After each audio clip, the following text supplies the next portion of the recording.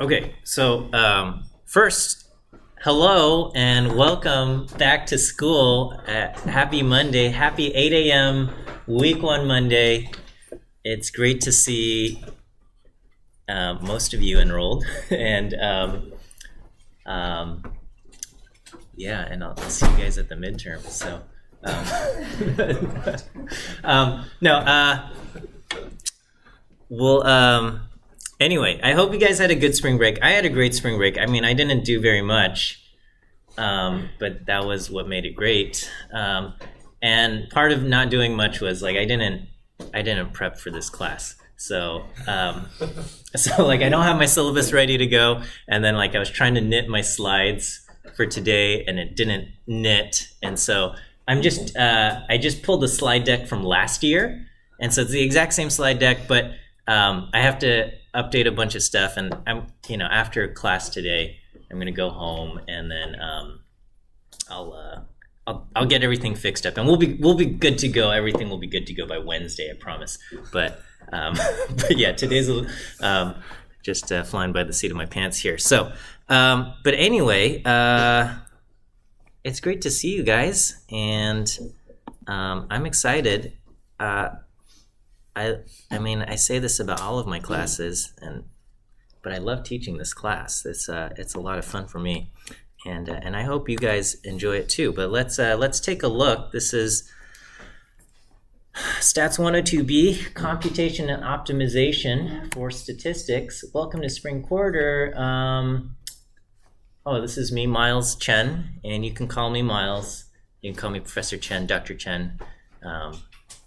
Whatever you're comfortable with, that's fine. And then, okay, so these things I have to update.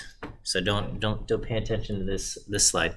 But I will say, do I have my thing on office hours? Okay, so ignore these times. But office hours are my preferred method of contact. I hate to say this, but I have to say it because it's the truth, and I don't want anybody to be surprised. But I'm bad at email, okay? I'm bad at email. If you have something that needs to be addressed or resolved, come to office hours, okay? I'm gonna have office hours Monday, Tuesday, Wednesday, and Friday, and Saturday, okay? And I'll try to find times that are probably it'll be like 10:30 a.m. to noon for Monday, Wednesday, Friday. So hopefully there'll be a time slot somewhere in there that you can make it. And then Tuesdays I'll probably pick sometime in the afternoon. But basically, almost every day, right? Monday, Tuesday, Wednesday, Friday, Saturday. I'll have some time available, and your issues will get resolved better that way, okay? The way I use email is more so like receipts, in terms of like we talk about something in office hours, and then after whatever resolution we come to, I'll send you an email confirming that says, okay, as discussed in office hours, this is the decision or the update or whatever it is. But that's that. I mean, you can still send me emails, but it might be weeks or never when you get a response. So I just have to be open about that. This I think I'm going to keep this the same. We got lecture view quizzes, campus wire, homework. We're going to have 2 exams and a final. I'll confirm all of the dates and details on the syllabus, which I'm still finalizing and tweaking. So I'll get that posted as soon as possible here. Okay. So if you've taken my class before, you'll understand how a lecture view quiz works, and if you haven't taken my class, this is how the lecture view quiz works. Is that So first of all, I like when you are physically present in class. It's so much better, like seeing people and talking to people. But I'm also like, I also understand that 8 a.m. might as well be like 4 a.m. for a lot of you, okay? And so, and then at that point, it's like, well, do I just stay up late or do I get up early? But you know, if you're gonna, so I know a lot of people are gonna stop coming to class, you know, in a few weeks, and so anyway, I record all of my lectures. And I want you to watch the lecture, okay? If you can't come in person, watch the video. And the way I enforce attendance is through the lecture view quiz, all right? And then so here we have week 1 Monday, lecture view quiz. And this closes, so you have to take it like today or tomorrow, because it closes Wednesday, 7:59 a.m. So it kind of forces you, I mean, this is the hope, and I don't know if this is actually how it plays out, but my hope is that it like forces you to watch the video at least like, you know, relatively quickly, because, you know, all of these lectures, they kind of build off on previous stuff. And so, you know, if you miss like a lecture, you know, it's anyway. So let me see, I forgot what today's answers are. But you will, how do I do this? Preview? You know, when you take it, you'll see 3 questions, and the questions are A, B, C, D, E. There's no context, and the only way you're going to know the answer is when I give you the answers. Like, for example, this very first one, the answer is the letter D. D as in dog, okay? D as in dog, and I will give you answers 2 and 3 in a little bit, but question 1, the answer is D. And then, and that's how I'm gonna kind of, I guess, check to make sure you are watching the lecture. Treat it like a quiz, in that, like,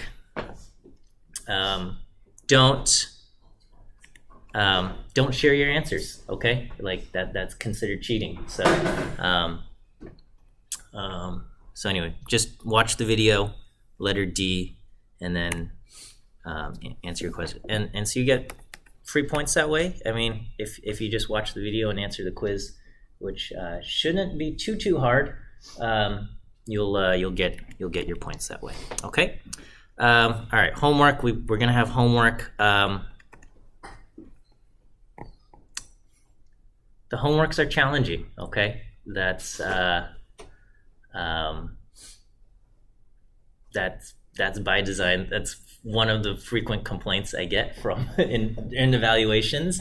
But I truly believe a lot of the learning happens during the homework, okay? There's only so much I can give to you in this kind of 50-minute time span. We meet three times a week. I can really just kind of present stuff, but you know, how you absorb, how you kind of incorporate it into your learning and understanding just isn't the same until you actually have to do stuff yourself.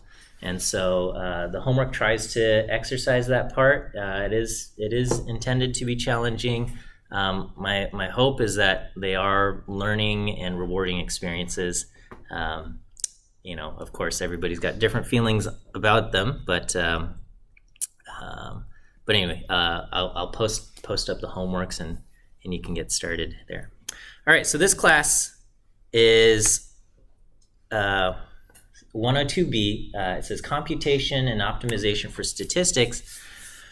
I think it's really, ultimately, it's going to be one of the kind of foundations that are needed for data science, okay? And I kind of always refer to this diagram, this Venn diagram for data science, which consists of math and stats knowledge, hacking or coding skills, and substantive expertise, right? And so the idea is, you know, in data science, what we're trying to do is, you know, we have all of this data that's available, and we want to be able to draw meaning from it, okay? You know, there's a bunch of information, but how do we draw something useful out of that? And so you have to understand the statistics and kind of the math that's underlying it. And then because of the size of a lot of the data that we're dealing with, or because of the way the data is coming in, we also need to be able to have computers work through it and assist us. And so a lot of this class is going to be, the overlap between the coding, the communicating with the computer using optimization algorithms and things like that, along with kind of applying them mathematically to our things. Now, so that in the overlap it says machine learning here, and the one piece that's kind of missing is the substantive expertise. Substantive expertise basically just means you need to have knowledge about the subject matter, right? So whatever it is. So if you're talking about a business application, you need to be familiar with the product and the business and your customers and things like that, so that the numbers and the data that you're looking at make sense. Okay, if you're dealing with a sports application, you need to know what you need to know about that sport, right? Baseball season just started, and if somebody says, hey, this player's OPS is 0.658, you got to know, is that good? Is that bad? Is that average? And if you don't know anything about baseball, like, these numbers don't have any meaning for you. So you have to be kind of a subject matter expert, in whatever context it is. And we, the statistics department, I guess now the Department of Statistics and Data Science, we're not able, we call ourselves the Statistics and Data Science Department, but we can't give you the subject matter expertise because there's too many subjects, right? So you have to go and learn that subject yourself. You have to take an interest in whatever it is that you're going to be applying to. And so, if you're applying for a job and they say, hey, why do you think you're a good fit for our company? You better say like, I looked up your product. I think this is this, blah, blah, blah. And I know whatever, these are the people you're trying to meet. And you want to kind of convey that you understand a little bit about the, whatever they're doing. Okay. Not just, hey, I can write code. I can do math. Okay. But you need to do that. But again, we can't do this. We can't give this part to you. So, we'll give you, this class is going to cover a lot of this stuff here. Okay. And yeah, there's a lot of kind of machine learning things that we will cover in this course. I take an even probably stronger machine learning flavor for this class. So there's a few different 102B lectures, and this one's a little bit more machine learning than some of the other ones, but I think that's okay. All right. I assume you took 102A, comfortable with writing code, or at least feel okay about that. And we're going to cover a handful of algorithms. And the truth is that there are already packages, software. You can just type in, library, whatever, okay? And these kind of functions and algorithms are already implemented in these, very high quality packages that will get the job done, all right?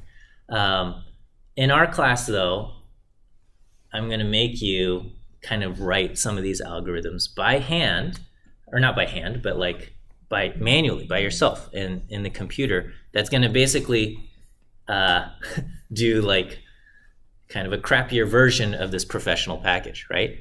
But I think there's a lot of learning that happens when you have to kind of code the algorithm yourself, right? It's kind of like, sure, you can buy, I don't know, it's like when you did like a little science project as a kid, right? You made your own little motor, or you made your own little solar oven or something, and there's like learning that happened there. Maybe those aren't the greatest examples about learning happening, but I'm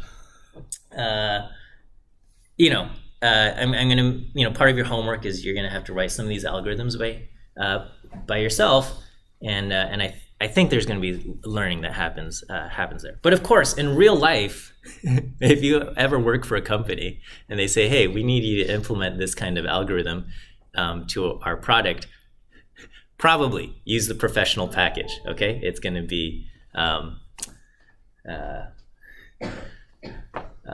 probably better than what you would write yourself. Okay, let's be real here. Okay, all right. So key concepts that we're going to start off with: loss functions, likelihood functions, cross-validation, regularization. We'll start off there, and then we will kind of look at them in the context of different machine learning models. One of them being linear regression. You're already familiar with it, but we'll kind of approach it from a machine learning perspective and stuff.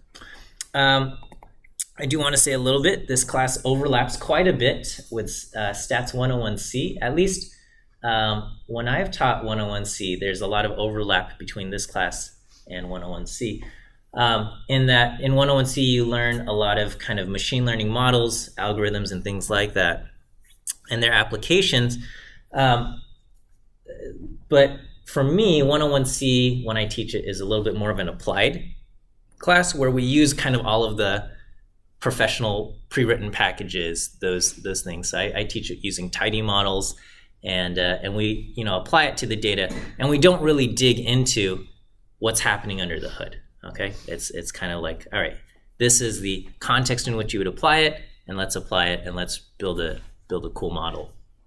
Whereas this class is a little bit more, let's look under the hood and see what's happening and how does this algorithm come to its thing. So I said 101C focuses more on applications, and 102B focuses more on the computational algorithms. The stats major, I guess now we call it the stats and statistics and data science major. The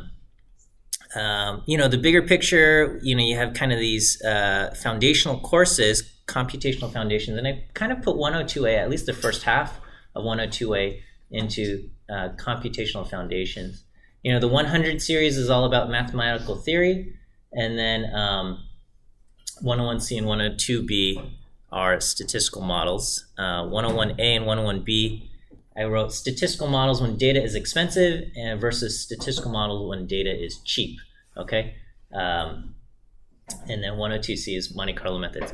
A lot of you are also data theory majors, and basically data theory says one of these courses in each of these series is optional, and you can take it as an elective, and instead you have a bunch of mathematical theory that you're required to take instead.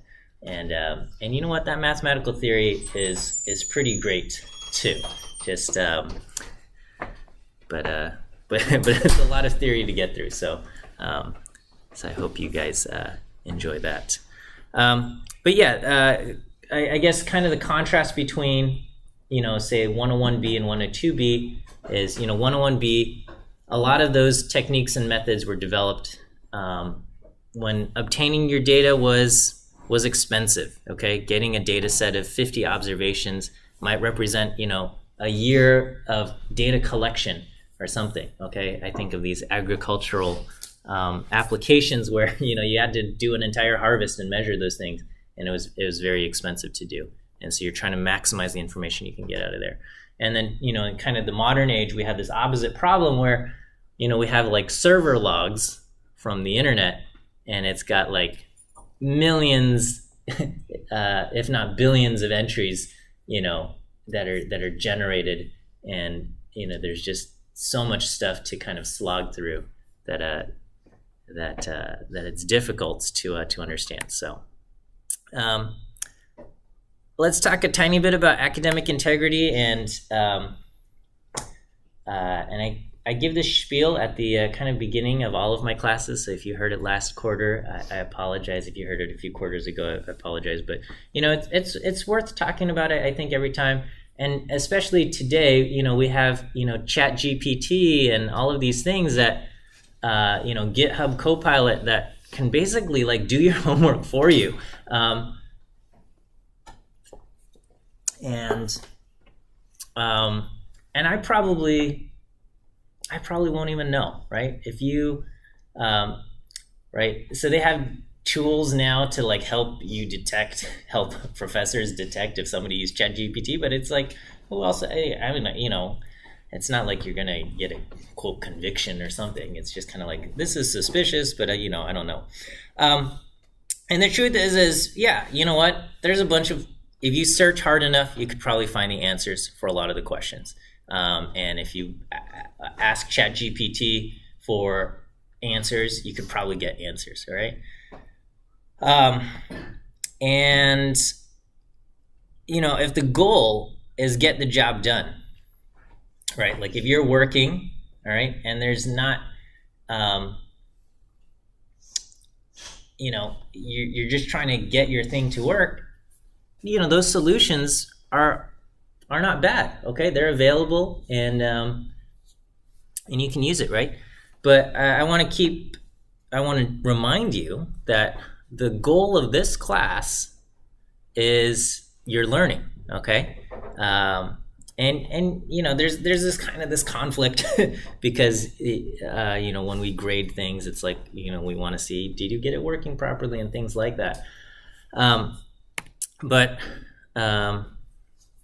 yeah, there is learning that happens when you come up with a solution, and when you kind of struggle with something, that's actually a good sign. When the homework is challenging, to me, that's a good sign. It's in the same way that when you go to the gym to work out, okay, you don't want to go to the gym and not break a sweat at all, okay? If you go there to exercise and you come back and you're like, oh, I didn't sweat at all, everything was super easy, I had a great time, probably your workout probably wasn't as intense as it should have been, or something like that, right? If the goal of going to the gym is to get stronger, or exercise your cardiovascular system, you need to kind of push yourself a little bit. And similarly, if you want your brain to grow a little bit, you've got to kind of push it a little bit. And so when we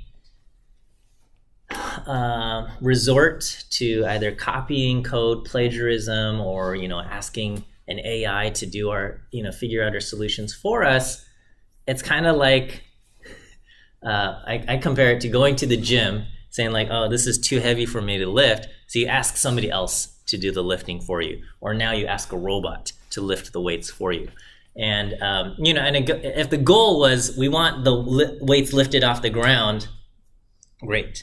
That's the goal, right? It's like if you need to move boxes out of your dorm, sure, you can. It's fine having a friend help you, because the goal there is getting those boxes out.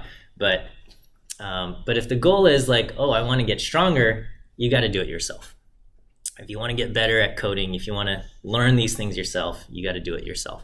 And so, I want to kind of just encourage you and just remind you of that, and take that approach with your homework. And I know quarter system is crazy, and I give you nonstop homeworks, and your other classes are probably giving you nonstop homeworks too, and so there's this juggling act, and I want to say it gets easier, but it doesn't always get easier. Like if you ever become a parent, it's like you have all of this other stuff to juggle too. So it's a good skill to develop, being able to make decisions about how you're going to spend your time. Okay, we would love to give 100% to every single thing that we do, but it's not possible. I guess I talk about that later in my work-life balance stuff too. But anyway, the goal is you're learning. Don't plagiarize. And I hope you take this kind of this learning approach and attitude regarding your assignments. Okay. So what did I say?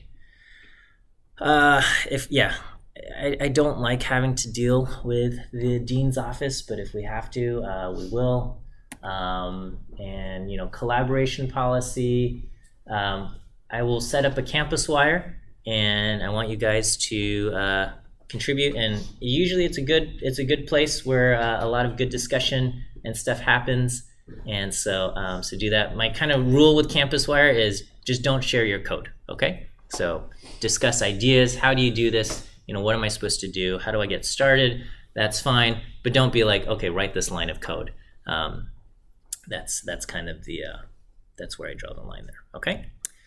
But there's going to be a lot of code that appears in the slides in the future and stuff. And if you say like, hey, what is this line of code in the slide doing? That's totally fine. Okay. It's just when it comes to like your homework solution, don't don't do that. Okay.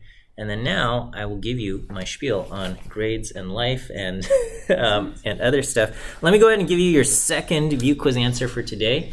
The second answer today is the letter C. C as in cat.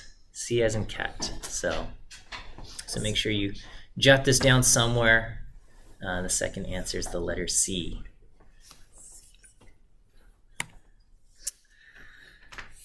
All right, your grades do not define you. Some of you just got your grades. Some of you are still waiting on grades. They're due tonight, 11:59. So if you're waiting on a grade, your professors have to file them tonight. But honestly,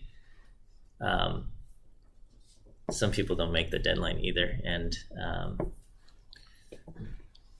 the consequence of not getting one time I missed the deadline. I generally don't miss deadlines, but one time I missed it, and there was nothing bad happened. I just got your inbox just gets hit with a bunch of spam messages every few hours. It's we need your grades, we need your grades, we need your grades. But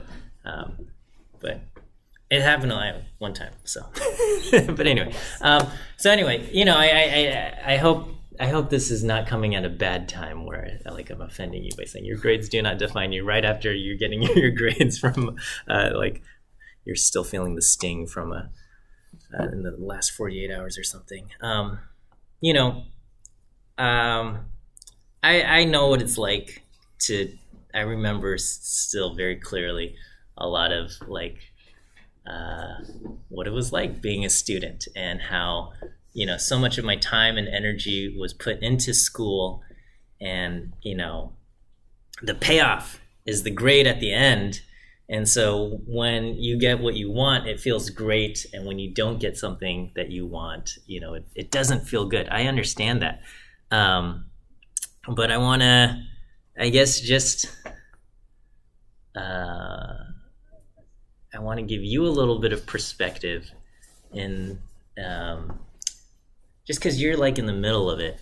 And so, if you take a step back and you realize what all of it is in the big context of things, I think, we can understand, our grades do not define us.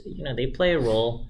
They have certain impacts and things, but yeah, and I've shared this story, and so, if you've already heard it, just bear with me. But, in high school, I worked hard, and I got good grades, and I felt good. I felt good about myself because I had good grades. That was kind of how I saw myself. And, my senior year, I applied to colleges, and I got into my dream school at that time, which was Caltech. And I had dreams of becoming a scientist or an engineer.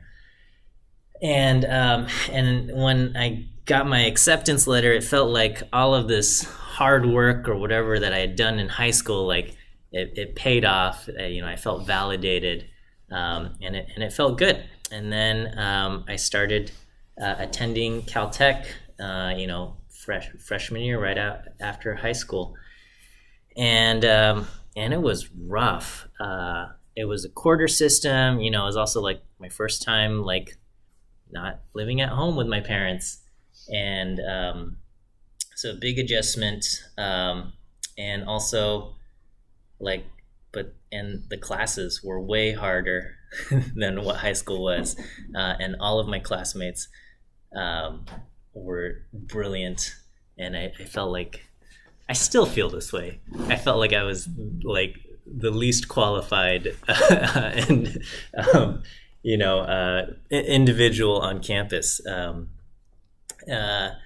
but so my fall quarter I got my first C ever, and that was a shock. And then winter quarter I got my first D, and then spring quarter kind of everything fell apart. The spring quarter of my freshman year, everything fell apart, and I got I failed multiple classes. I was put on academic probation. And it was really, really, really hard for me, and especially because I had tied so much of my identity and who I was to my grades. And I felt I have value as a person because I have good grades. And so when I had bad grades and you took away those good grades, I felt like it was hard for me to see like the value in myself, right? Because I tied so much of my identity to my grades. And I'm grateful. My father was very supportive, and basically what ended up happening was I dropped out of Caltech. I transferred to another school, and I did better. But that painful experience at Caltech, while I was going through it was miserable. But looking back at that time, with distance. Distance from it, I realized it was also a necessary part of my own personal growth to kind of be able to divorce myself from my grades and be able to find my value and identity and self-worth apart from my grades, apart from my, I guess, just my own achievements and my academic achievements, my professional achievements and things like that. The value I have as a person doesn't come from necessarily the output of what I do. And so and I think I don't know where you are in your own kind of personal walks in life and personal journeys, but yeah, even after you graduate, some of you will sail through UCLA, get good grades, and you're going to go and do great things in your career. But even then, I just want to say, your value as a person doesn't come from what you're able to output. And we're people. We're able to love and form connections, and I think there's a lot of value there too. So for me, my own kind of personal faith and just the relationships I have with others, I think I find a lot of my value as a person through that now, which I think is better and healthier. But anyway, I just wanted to share that. And so transferring out of Caltech, that I had to let go of that dream. I felt like I got into my dream school, and I had to let go of that, and that was hard. But I'm also grateful and I'm thankful for that. And so through all of this, I just want to say your grades do not define you. Of course, I want you to get the grades you want, but I also want you to be able to have that perspective. I like talking a little bit about work-life balance, and I think this is going to be something that you have to figure out in college, but also for the rest of your life too, is that there's always going to be things that need your time and attention. And it's just not possible to give 100% to everything.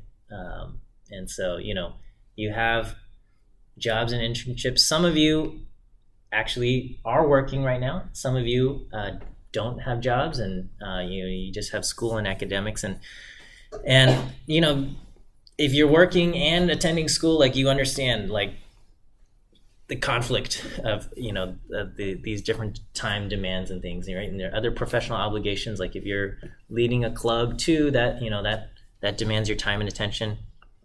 But beyond work, you have friends, you have family. Maybe you're in a romantic relationship, or you have other stuff going on, and that requires time and attention and energy too, right? And then and we also have to take care of ourselves, right? We have to get sleep, right? Which is a huge time sink, but it's so important, okay? It's so important. And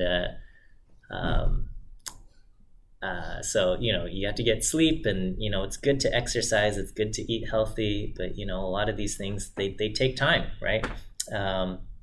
Your own mental health, your own spiritual health, things like having fun and stuff, doing things that you enjoy, doing things that kind of give you renewal and refreshment. Those are also so important, right? And but yeah, we can't give there's only 24 hours in a day, right? And after you sleep, maybe there's only 16 hours in a day, right? If we're getting a healthy amount of sleep, and then how much do you give to each of these things? And you might have a friend or romantic partner that seems like they demand a lot of attention and things like that, and yeah, it's hard to give 100%. All right, it's not possible, and so you have to pick and choose. You have to pick and choose what you're going to put your time and energy into, and some of these things, you're going to put in like the bare minimum, and when you put the bare minimum into something, that part of your life doesn't grow and flourish, and that's not like that's not necessarily a bad thing. It's you making choices, right? As an adult, between the time I give to my family and the time I give to work and stuff, I don't have a ton of time left over for like friendships, okay? And so that's kind of a conscious choice that I've made. I have friends, but I'm not as close to any of my friends in the way that I was, 15 years ago or something like that, I'm trying to think, like, when was the last time I went to a movie with a friend? And sometimes I go out with Professor Tsang. We'll watch like a Marvel movie together or something. But it's, the amount of time and investment that I have to kind of give to friends just isn't there. And so I'm not super close with a lot of my close friends, which, if I stop and think about it, oh, that's a little bit sad, but also it also makes sense in terms of like, where am I devoting all of my time and energy? It also kind of makes sense that this is what my life looks like now, and I'm okay with these things, right? And I said, so I write this line: satisfaction can be found by accepting the natural consequences of what you have chosen to prioritize and deprioritize, right? I have this silly example, but also like real, where, if you have a group of friends, like if you're in a circle of friends and you're all very close to each other, and one day one of you, or you yourself or whatever, gets involved in a romantic partner, suddenly you might not have as much time to hang out with the original group of friends, right? Now a lot of your kind of social time is spent with your new romantic partner.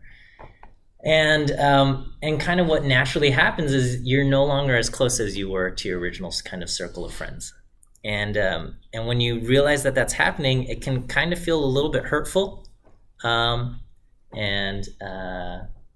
at the same time, I think that is part of the natural consequence of spending less time with your original group of friends, right? And that's just part of kind of things that happen, right? And as people, you get to choose what is important. And if you say, you know what, my original group of friends is more important than this romantic partner, what I'm getting out of this relationship with this romantic partner isn't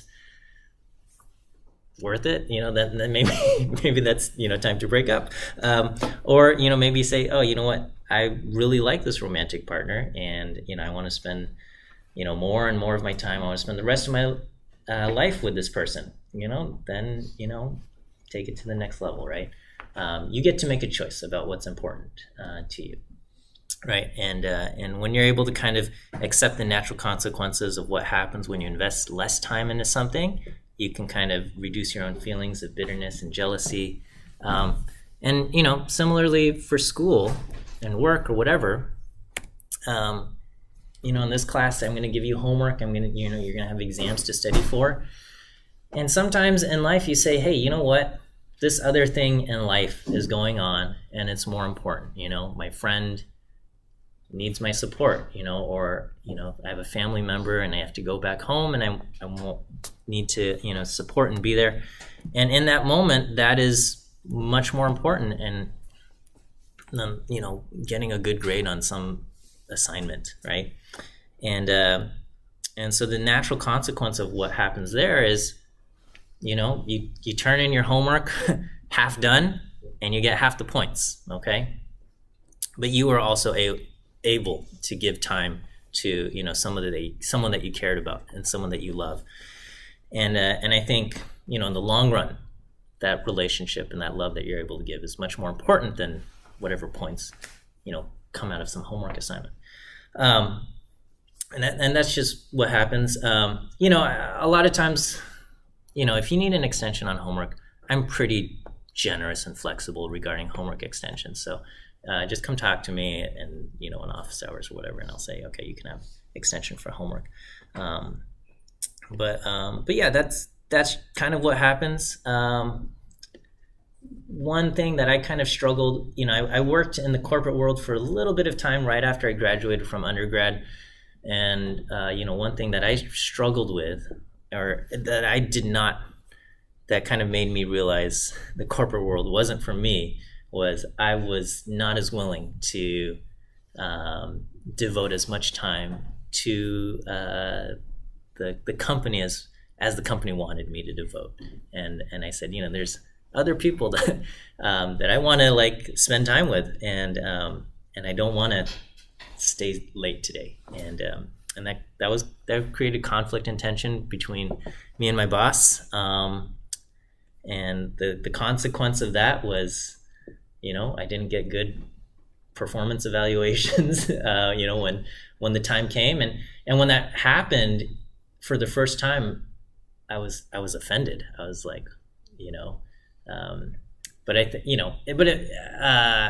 but now I realize, oh yeah, that makes sense. I didn't do what they wanted me to do, and so they weren't happy with me. But I don't regret my choices, and I invested time in other people, and I don't regret that. But yeah, that's just kind of what happens. Let me give you your third view quiz answer for today, which is the letter E. E as in elephant. E as in elephant. And so, even after college, this will be a thing. When you're working, you might work at a company that demands a lot of time, and you get to choose what's important to you. And if climbing the hierarchy and corporate ranks and doing stuff, if you enjoy your work and you enjoy the people you work with, you probably will naturally spend more time there, right? And that might mean other things in your life won't flourish as much, right? So if you spend a lot of time at work and not a lot of time with your friends, you're gonna not be as close with your friends, and hopefully the time that you spend at work, pays off and you are rewarded for that, okay? And, on the flip side, if you spend less time at work and more time with your friends, then, your relationship with friends will develop, but you might not be rewarded as much at work. And that could happen too, okay? Last couple slides, I wrote self-care is important, and take care of yourself, okay? Your mental health is important, your emotional health is important. Make sure you're getting plenty of sleep. Make sure you're doing things every now and then that are fun, things that you enjoy, things that give you renewal and refreshment. Those are very important. If your work is if your life is just work and nothing else, and you're not finding joy, that's not a great thing. Okay, and if you're not getting enough sleep, that will show up in other ways too. Sometimes something that I say is when I say something like your physical and mental health is important, what I'm saying is choose to invest your time accordingly, okay? And that might mean not doing your homework to 100%, Okay? And the natural consequence of not doing your homework to 100% is your grade is not going to be 100%. Okay? And I want you to be okay with that. All right? I want you to give yourself room and allow yourself that kind of space. All right? And that's kind of the natural consequence there. When we take time to do things that we enjoy, I want us to be mindful of the activities that we do. These activities that we enjoy, the things that we do for fun, they're very important, and they should be things where after you do them, you feel good. After you do them, you feel refreshed. After you do them, you're ready to get back to work and you're ready to take on the world. Okay?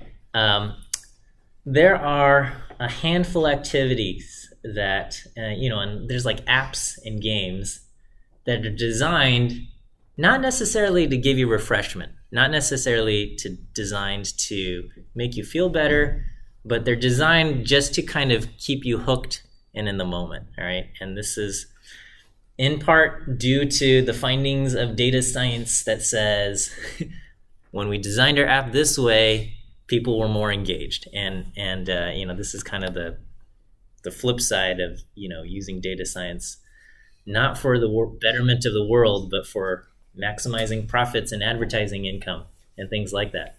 And so, I think we're aware of certain platforms and things that draw our attention and we can't look away. They have infinite scroll because it's shown that, when you keep scrolling infinitely, like people stay more engaged than when they have to click next at the bottom of the page. And so, just be mindful of that. I'm not saying you have to cut all of these things out. But yeah, if you find yourself if you're ever in the trap where you're like, oh, I'm just going to start looking at something at 10 p.m. and then you're like, oh, how did it end up at 2 a.m.? This is probably something that needs some regulation here, okay? But I think it's happened to us, right? I mean, that's like you start watching something on Netflix and then it starts playing the next episode before you, right? As soon as the credits roll, the next episode starts, right? Because they found if they start the next episode, people are going to watch longer than if you had to take the remote and click the right button and then hit start. That was a barrier and people stopped watching. And so they said, hey, this small design change, now people are using X 100% more, and they've done that. And in the moment, we don't realize it. And then it's 2 a.m. and we go, oh, shoot, what happened? So anyway, just be mindful, right? I love Netflix. I love watching all these things, but turn off autoplay, right? Turn off some of these things if you're able to. And I think you'll oh, okay, so on Reddit, I use old Reddit because you have to click next to go to the button and to go to the next page. And I'm like, oh, okay. After 3 pages in, I'm like, okay, I better stop. Versus infinite scroll where you're like, oh, how did I end up down here? And it takes you 10 minutes back to scroll back to the top. Anyway, just be mindful of those things. Anyway, thanks for listening to just my jibber jabber. Looking forward to a great quarter. I'll get my slides and syllabus put together, and hopefully we'll see you guys 8 a.m. on Wednesday. And have a great spring quarter. We'll see you on Wednesday.